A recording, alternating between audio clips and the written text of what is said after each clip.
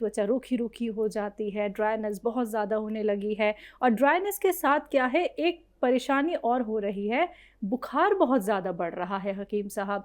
क्या ये मौसम का बदलाव कहें या फिर ठंड में लोग प्रिकॉशन कम बरतते हैं? इस वक्त का मौसम ऐसा है कि इंसानों को सर्दी लग जाती जी, जी, जी। है, और क्योंकि ताज़ी ताज़ी सर्दी आई है, और आदमी कुछ ये शोबाज भी है कि वो ठंड होते हुए भी वो टी शर्ट पहन के निकल जाता है। ये बिल्कुल। हुँ। आती हुई सर्दियों में और जाती हुई सर्दियों में हुँ। हम लोग कहीं ना कहीं कुछ दिखावा कर बैठते हैं। जी, जी। सबको नहीं कह हुँ, रहा, हुँ, हुँ। लेकिन यंग की बात कर रहा हूँ। यंग लोग अक्सर सर्दी है स्वेटर वाली और टी शर्ट पहन के निकल जाते हैं, और वो हमारे जिस्म में बैठ जाती है सर्दी। फिर ओस पड़ती है, बाहर जैसे हम रहते हैं तो ओस नज़र तो आती नहीं ज़्यादातर, लेकिन कभी ओस को देखना हो तो आप जैसे किसी शादी में जाते हैं, मैं वहाँ ये तय करता हूँ कि ओस किस कदर पड़ रही है, और हमें पता नहीं चलता, क्योंकि हमारे जिस्म में वो बैठ जाती है, कपड़ों में, हमारे सर में बैठ जाती है। तो जैसे हम किसी टू व्हीलर पर या फोर व्हीलर पर किसी शादी में जाते हैं आजकल, तो वो गाड़ी बाहर खड़ी कर देते हैं फंक्शन हॉल के। तो अगर आप 1 घंटे में भी लौट के आएँ तो आपकी गाड़ी पूरी तरह गीली हो चुकी होती है। ये ओस हमारे जिस्म पर जब बैठती है तो हमें बीमार करके ही छोड़ती है। तो एक तो इस वजह से भी होता है, फिर मौसम ऐसा है कि कहीं ना कहीं हमसे गफलत हो जाती है, और सर्दी अक्सर लगती है। एक आध बार किसी को, मुझे भी लग गई थी, मैं गांव गया हुआ था, तो एहतियात के बावजूद मुझे सर्दी लग गई थी। तो एक आध बार ऐसा हो जाए तो कोई बात नहीं। बुखार है तो बुखार की 2-3 दिन आप दवा लेते हैं, पैरासीटामोल लोग लेते हैं इसमें, तो ठीक हो जाते हैं बेशतर। अच्छा, कुछ लोगों को बुखार आने लगा क्योंकि इस वक्त में और आने वाले वक्तों में भी ये बहुत होगा कि हर आदमी को टाइफाइड। इसकी वजह यह है कि हमारे जो खाना पीना है वो प्रदूषित है और मिलावटी है। प्रदूषित से तो आदमी निमट ले, लेकिन मिलावटी से नहीं निमट पा रहा।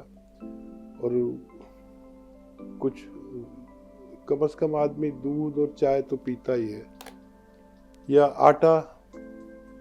आटा हमारे यहाँ हम सब लोग जो है वो पिसाया आटा लाते हैं, लेकिन पहले ये तरीका नहीं था। पहले गेहूँ जाकर उसे पिसवाते थे, वो आटा बनता था।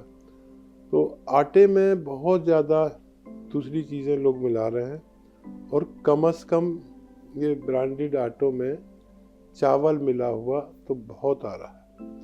ये जो हुकूमत मुफ्त में चावल देती है, मैंने गांव में देखा है कि वो चावल लोग ले लेते हैं और अपने घर भी नहीं ले जाते, सीधा दुकान पर ले जाते हैं, जहां एक दुकानदार उनके सबके चावल तोल तोल के उन्हें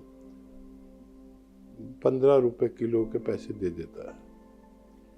और ये सारा चावल गांव गांव का, यूपी में मैं रहता हूँ, बुगरासी ज़िला बुलंदशहर में, तो बुगरासी में मैंने देखा कि सारा चावल घर तक नहीं ले जाते लोग, उसको पसंद ही नहीं करते।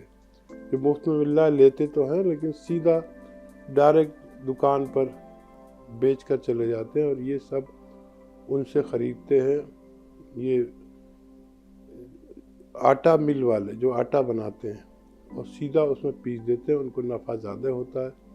आज कम से कम 24-26 रुपये किलो आटा मिलता है, तो उसमें 15 रुपये किलो की चीज़ मिलाकर वो ज़्यादा मुनाफा करने के लिए ऐसा कर रहे हैं। और भी कुछ मिलाते होंगे सस्ती चीज़, तो वो हमें नुकसान देती है। ख़ास तौर पर डायबिटीज़ के मरीज़ के लिए ये चावल मिला हुआ गेहूँ बहुत नुकसानदेह है। डायबिटीज़ वाले होशियार हो जाएं, अगर उनकी डायबिटीज़ कंट्रोल ना हो रही हो, समझ लें कि आटे में चावल मिला हुआ है।